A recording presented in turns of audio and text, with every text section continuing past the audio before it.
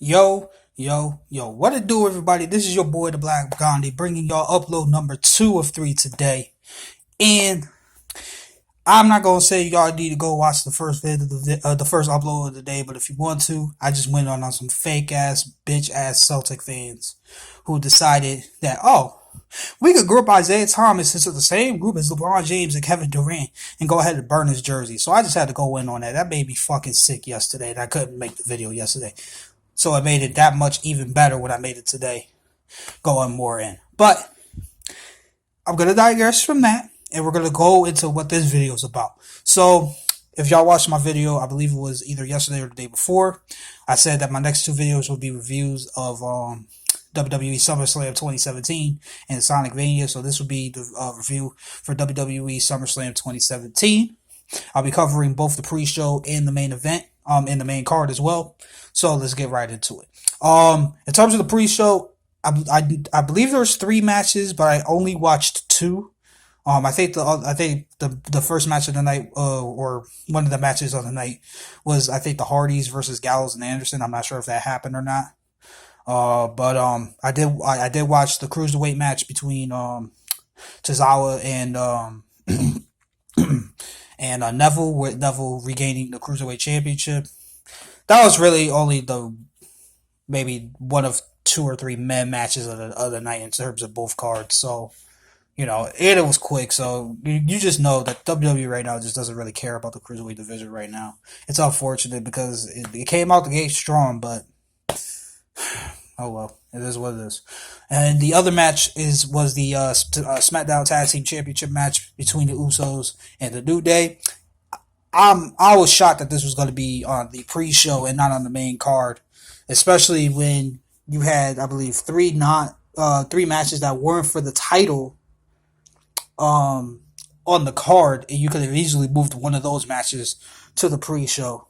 And before I started watching SummerSlam, I already knew which match was going to be the match that I felt should have been on the pre-show, and I'm gonna get to that as soon as I get to that match. So the SmackDown Tag Team Championship match was awesome. Great match by the New Day and the Usos. The Usos regaining the SmackDown Tag Team titles for the 4th time. Just a great match overall. One of the best matches of the night, despite the fact that it was on the pre-show.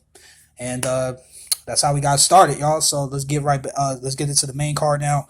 The first match of the night was between John Cena and Baron Corbin. A pretty good match, good back and forth action between the 2 guys. John Cena playing games, which is not something that we usually see John Cena do. Trying to play mind games and stuff like that. Joking around and things like that. He's usually all business when he's in the ring.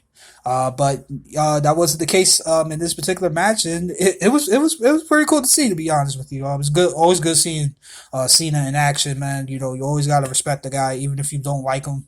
You gotta respect what he's done in the ring and how he's stuck around for friggin' almost 15 years now. So, kudos to John Cena for getting the victory over Baron Corbin in that match. And that was just coming 5 days after Baron Corbin failed to cash in his Money in the Bank contract for the win against Jinder Mahal, who was able to beat him via roll up by a distraction from John Cena after Baron Corbin attacked John Cena during this match with Jinder Mahal on SmackDown Live the previous Tuesday. So let's move on to the next match. And we have our first championship match on the main card, and it was between Natalya and Naomi for the SmackDown Women's Championship. Again, another great match, very good match. Natty did her thing, showing why she's stuck around for friggin' the WWE for the last friggin' 10 years. And she's got her first women's championship in 7 years. As she beat Naomi and made her tap with the sharpshooter. Like I said, great back and forth action again. Very great card. Very great match. Congratulations to Natalya on winning the SmackDown Women's Championship. I may not like Natalya, but you can never get mad when somebody beats you clean. Like that was the thing that shocked me the most about the victory, was that Natty beat her clean. You know what I'm saying? Like, I was thinking that if she was going to win, it was going to be by some dirty, cheap tactics, but she beat her straight up, beat her clean. And you got to give Natalya respect for that, even if you don't necessarily like her. It was sad seeing Naomi cry in the middle of the ring when she lost the title, but I know that she's going to come back strong, and she's going to get that championship sooner rather than later. So again, kudos to Natalya on the win. So the next match we had was the match that I felt should have been flipped with the New Day Uso SmackDown Tag Team match on the on the pre-show, and that was between Big Cass and the Big Show. The bet, honestly, this was the second man match of the night. The best part of the match, pretty much, was freaking Enzo Amore's antics and how he freaking had freaking baby oil in his shorts, and he took his shorts off and freaking used the baby oil to be able to get himself out of the freaking Shark Tank. Like, that mess was funny, yo. That was definitely a highlight for sure on the night. And that was freaking hilarious, man. I don't care what nobody says, man. Enzo Amore, that's my dude, man. I love his promos. I love his mic skills, man. He may not be a great wrestler, but he could cut a great promo, man. He could definitely run his mouth, man. And that's, I love that dude, man. But that was funny as hell. And Big Cass did get the win over the Big Show. And like I said, the second man match of the night. So there, that's the match I felt should have been flipped with the Usos and the New Day for the SmackDown Tag Team titles on the pre-show. All right, so now we go to the next match, and it was Randy Orton versus Rusev. Not much of a match here. Rusev came out first. Randy Orton came out first. Rusev attacked Randy Orton. And then once the match officially got started, Randy Orton evaded Rusev, charging him at the turnbuckle, RKO'd him for the 1, 2, 3. Bam, done match.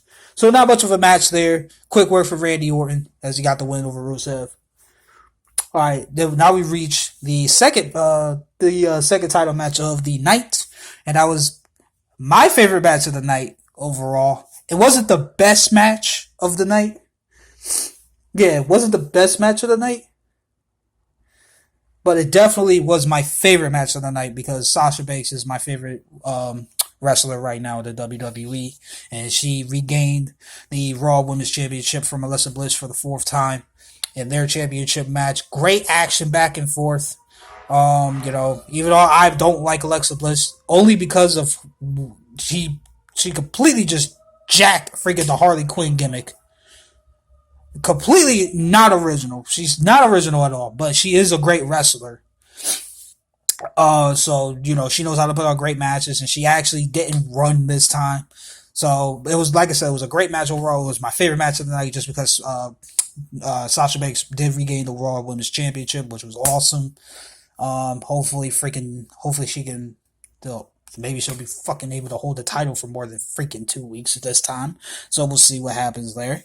Alright, so we'll move on to the next match of the night, which will be the Demon King Finn Balor versus Bray Wyatt. Another great match.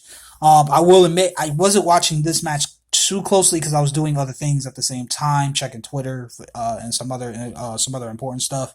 But from what I did see, it was great back and forth action again. A very good match. Finn Balor was able to get the win over Bray Wyatt, and finally gets a little retribution for all the things that Bray Wyatt's been doing to him over the course of the last few weeks. So let's move on to the next match of the night, which is the third title match of the night, which was the Raw Tag Team titles between Seth Rollins and Dean Ambrose versus Sheamus and Cesaro. Another great match. Seth and Dean working great together. Sheamus and Cesaro working great together.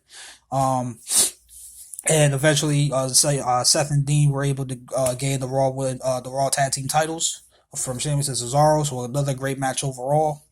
A lot of these matches, like I said, there was only really 2 or 3 men matches of the night, maybe 4 if you want to include Orton and Rusev. But like I said, that wasn't really a match anyway because it lasted like 10 seconds. But like I said, it was only 2 or 3 men matches on the night. And in my personal opinion, SummerSlam 2017 has been the best pay-per-view so far in 2017. So let's get to the next matchup, which was, in my opinion, the best match of the night between AJ Styles and Kevin Owens for the United States Championship with Shane McMahon as a guest referee. Shane McMahon called that match right down the middle like he said he was. He also did kept his word that if anybody put his hands on him, he would put his hands back on them. And it happened with both guys. And I'm glad that Shane did not screw AJ after he realized that AJ Styles had his foot on the bottom rope. Bam. Did not wait for the bell, even though he did count the three. But he realized his mistake. Did not ring the bell before he reversed that. Before he pulled that 3 count away because AJ Styles' foot was on the bottom rope. Kevin Owens, being a bitch, freaking was complaining and shit, and AJ capitalized on it and got the win. But it was great back and forth action. Freaking finisher after finisher after signature move after signature move being hit left and right in this matchup. But eventually AJ Styles was able to retain his United States Championship. He also retained it on SmackDown Live this past Tuesday. So now as long as AJ Styles is the United States Champion, Kevin Owens can no longer get a shot at the United States title. Let's go ahead to our next title match of the night, which will be title match number 4, I believe, right? Or is it 5? 1, 2, 3, 4. Nope, it is number 5. Between Jinder Mahal and Shinsuke Nakamura. Again, this is the only other men match of the night. Only because it's like, you built up this dream match between John Cena and Shinsuke Nakamura, right? You called it a dream match, but then you have Shinsuke lose to Jinder Mahal after just one of those whatever freaking Jinder's finisher is. I forgot what it's called. You have him lose to that, especially with the Singh brothers distraction. Like, really? Like, it was freaking extra predictable, man. It's like, why are they keeping the belt on Jinder at this point? I don't know. Right, just to appeal to the, I guess because he's from India, or, you know, his heritage is from India or whatever. I think he was born in Canada, actually, which is kind of funny, but oh well, it is what it is. So hopefully they pull the belt from him soon, and Shinsuke can get the championship that he deserves, man. Especially since WWE has really been holding the real Shinsuke back anyway. But it is what it is. So this is the second best match of the night. But for me, the only reason why it's not number 1 is just because the best parts of the match was when Brock Lesnar was pulled out of the match on a stretcher, and then, you know, pulled the old Willis Reed from freaking the 70 finals and freaking came back and retained his Universal Championship in the Fatal 4-Way match, which also featured Roman Reigns, Samoa Joe, and Braun Strowman. Braun Strowman was the wrestler of the night, no question about that. He put on the biggest show, freaking destroying everybody, man. Freaking put Brock Lesnar through 2 tables, flipped another table on top of him. Freaking did mad damage in that match, man. Braun Strowman definitely put on a great show. He put on an amazing show. But like I said, Brock Lesnar was able to retain after he was able to come back after being wheeled out of the arena in a stretcher after Braun Strowman put him through 2 tables and flipped the 3rd table over him. It was just great back and forth action, finishers, signature moves, submissions, being thrown left and right, friggin' save after save after save at the last possible second to increase the flair, the dramatics, and everything like that. So, like I said, SummerSlam 2017 is in my opinion, the best pay-per-view of 2017 so far. And for me to give it a rating, I would give it an 8.8 out of 10. The only reason why I'm not going to give it a 9 is just because of the mistake that they made of putting the SmackDown Tag Team title match on the pre-show instead of the main card and flopping out Big Show versus Big Cass, as well as having, I believe it was 4-man matches.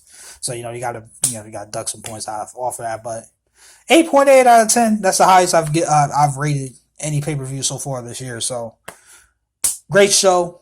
If you haven't checked it out and you got the WWE Network, or you have a friend that has the WWE Network, go ahead and check it out. Also check out NXT Brooklyn 3, because that show was freaking fire. That was a freaking 9.8 out of 10 for me, man. The only reason why it wasn't a 10 was because Ember Moon wasn't able to win the freaking NXT Women's Championship, even though she hit the Eclipse in the freaking match. But that's the only reason why. Other than that, that was a flawless show. Flare of the dramatics all night long. Freaking shockers, Oh, it had everything, dude. Like, check out both shows if you got the WWE Network, or if you have a friend that has a WWE Network. Check out NXT Brooklyn 3 and freaking SummerSlam 2017. So that I'm done with my review. Let me know in the comment section below what you thought about SummerSlam. Do you think I rated it too high? Do you have it lower? Do you have it higher? Who knows? Let me know in the comment section below. And as always, y'all, have a great day. Continue to stay blessed. And until the next one, this is your boy, the Black Gandhi, signing out. Peace.